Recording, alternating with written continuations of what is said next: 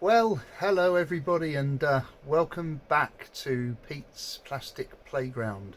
It's been a while, probably about 3 weeks since I last posted a video on here, and in the meantime a number of you have made some very kind comments, and I've even gained some more subscribers. So apologies for having not replied, which I shall do this evening after I've posted this video. I know one very kind person, Stu, you've checked that I'm okay and said you're looking forward to hearing from me again. So here I am, and I'll try not to leave it so long next time, but I'm sure it's the same for everybody here when I say that sometimes work and real life tend to get in the way, and it's not all pleasure, and this time of year is particularly busy for me at work, and means a lot of travelling and a lot of time at this desk with the computer out, working rather than sticking bits of plastic together and painting them up. Something else that I've done in the meantime since we last spoke is, for the first ever time, I went to the Scale ModelWorld exhibition at Telford, which was last Sunday afternoon. Well, Sunday morning in actual fact. I drove up to stay with my dear old lifelong mate, who conveniently lives in Telford. Bless him. So stayed over with him and his family, and on the Saturday night, and together we went to the exhibition on Sunday. Now, I have to say I like model exhibitions because I quite like that feeling of inferiority when you see everybody else's fantastic work. But for me, these exhibitions give a great opportunity to talk to experienced modelers, pick up hints and tips, look at some models there and think, well, you know what, I've made models that look like that, or look at other things and say, wow, I wish I could make my models look as good as that. It's a great way to pick up experience, hints and tips, and as we're all, I'm sure, striving to do to improve our ability. I know I certainly am, but above all, I think I probably said this before, I just like to I do it for my own satisfaction. Just come out here and forget all my responsibilities for a little while, and while away some hours. There were some fabulous models there. For me, my favourite model that I saw there that somebody had built was a twinned Heinkel 111 that had been used for towing gliders apparently during the war. I knew nothing about the subject, but I thought the chap who made it, who I had a little chat with, had done a superb job of it. I mean, there were hundreds and hundreds of models there, of course, to choose from, but that one, when I look back at my photographs, I thought, yeah, that was an absolute cracker, because he'd got the finish just right, in my opinion.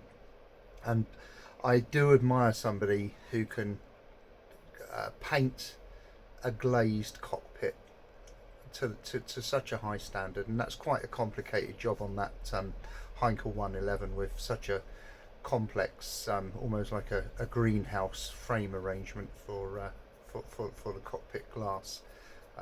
He did tell me that he'd used a what do you call it, a masking set, but nevertheless, you know, it had been done superbly well.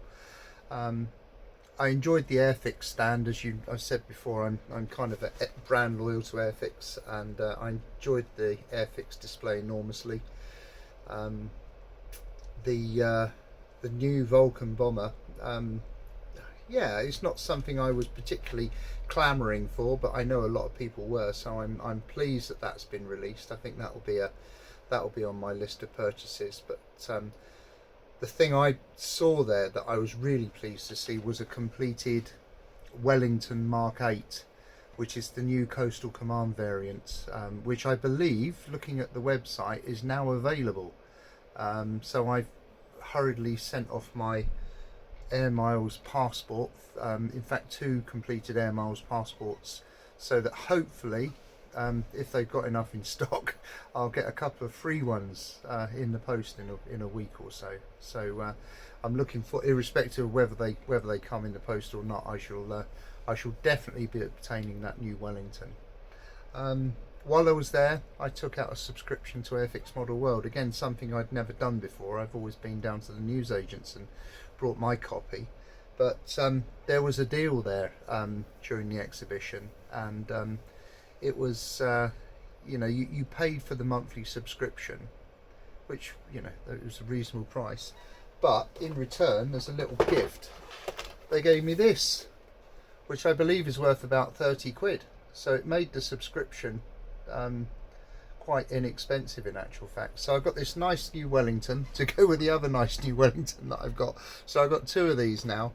Again, Airfix box artwork is just sensational. I'm sure you're all familiar with the story of this very, very brave Sergeant Pilot James Allen Ward, who climbed out of the Astrodome on the aircraft, tethered only by his, I think it was his parachute rope or something, and there he is on the wing extinguishing the fire on the engine. I mean, you couldn't make it up, could you? I mean, who could be that brave?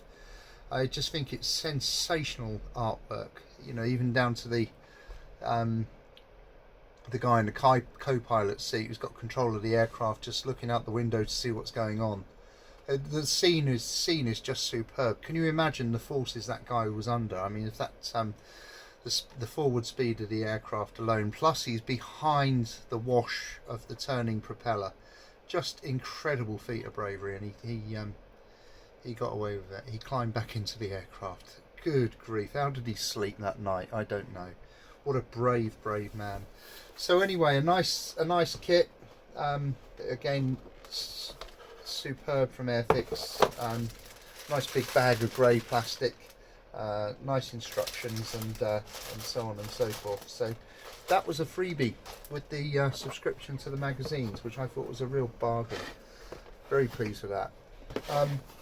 The only other purchase I made at Telford last weekend, in actual fact, was one of these magnifying lens headsets. Now, I just thought that was exceptional value for a tenner, reduced from £16, which in itself I don't think is too bad, to a tenner on the day for the spectacle set, a set of lenses and a little torch with some batteries. So I treated myself to one of those as well. So that was my purchases at Telford. Oh, I also brought some of these little. My mate brought me these little micro applicators, which I've never used before, but he seemed to think they were a jolly good idea for moving your decals around on the aircraft. But I've never ever seen them ever before. If anybody has used them or knows anything about them, I'd be intrigued to see whether they're worthwhile, whether they're better than cocktail sticks, which I've been using for now. And also there seems to be two gauges. There's blue and there's green, and he bought me a packet of each, which was jolly decent of him. So we had a nice visit to Scale ModelWorld. I have to say, no criticisms as such, but just observations. There are some bloody rude people about. I was looking at the 148 walrus on the Airfix stand, and this guy stood next to me and actually leant in, and he got his head between me and the walrus. I mean, I was stood right up to the counter, and he just pushed right in front of me, so he almost had his nose on the model. Incredibly rude, and that I actually experienced quite a few moments of people being a bit bloody ignorant, to be quite honest. But anyway, I managed to bite my tongue. But on the other hand, I suppose that can happen anywhere. The other thing I found was I enjoy these model exhibitions, but it was a bit too much for me. I know it's only an annual event, but I did get to the stage where I thought, well, hang on, I've seen enough Lancasters, and the same thing over and over again, and lots of stalls generally selling the same thing over and over again.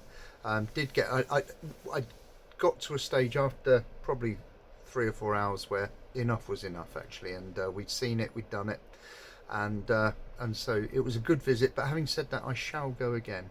It'll be one of those things where I save up my pocket money again and go again next year, not least because it was nice to have a bit of time with my Oppo.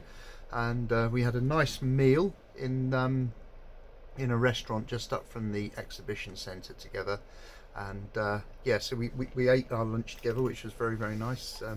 Bless her, the little waitress assumed we were gay, and said it must be the awkward fourth, or not the awkward, the fourth date where we don't argue about who's paying, because my mate just got his card out, bless him. So so we had to sort of clear that one up with her, bless her, because she was good as gold, but she didn't get much of a tip. Back to the old Hudson. Because I've been busy, not done a great deal since you were last here, except that it's all together now and I've covered it in white paint. Done it with the airbrush, so I've got a nice even finish all over, and managed to keep the rivet detail, which Airfix put on so well in 1965 or whenever it was. So ready now just to mask this off and put the camo colours on the upper section of the fuselage. So I'm hoping that this week's going to be a bit quieter and I'll get a bit of time out here to do some painting. So next time I speak to you, this should be a bit more colourful, and maybe even have some decals on and the masking off of the windows. But still, you know, it's although I haven't touched it for a little while, it's there in my my thoughts when I go off to my happy place when I'm driving along in the car, and you know, sort of stop and think about things last thing at night, and so on and so forth. So the Hudson's coming on. Looking forward to the new Wellington immensely, the Mark 8 in Coastal Command. Looking forward to that immensely, and I think for now that's just about it. So from Pete's Plastic Playground, again, thanks for all the comments and the subscriptions and the likes and so on, and I'll speak to you again soon. All the best. Cheers.